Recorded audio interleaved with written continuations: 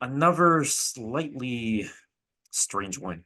What advice is good for beginners but should be dropped to become more advanced?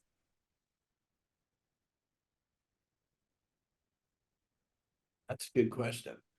What advice is good for beginners? It's not that it should be dropped. It's will naturally fall away. So in NLP, they talk about 4 stages.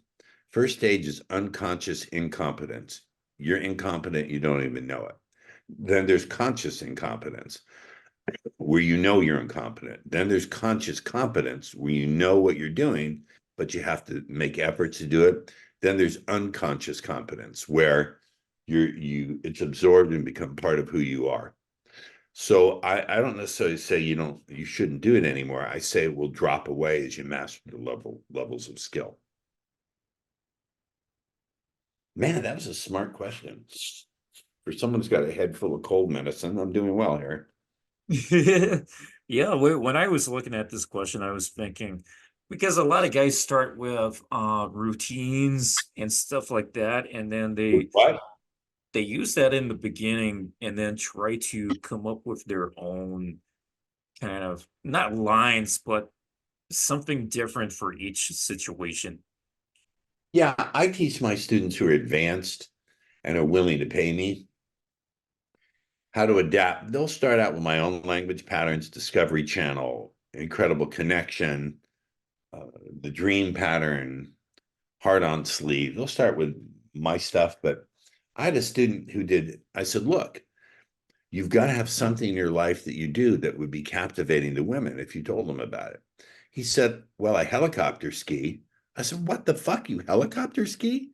And you don't think that's interesting? I said, tell me about helicopter skiing. He said, well, I hire a helicopter. The helicopter meets me at the base of the mountain. I jump in, they fly me up to the top, and I get my skis on and I hop out and I ski down the mountain. I said, dude, now you need to make it colorful. So you say to the woman, well, first thing I do, and I don't know how well you can imagine this as I describe it, Debbie, is you see the helicopter approaching.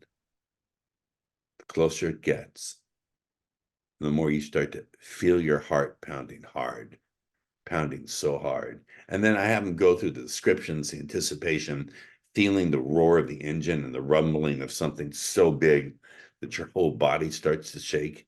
You understand? I taught him to make it descriptive and interesting and imaginative.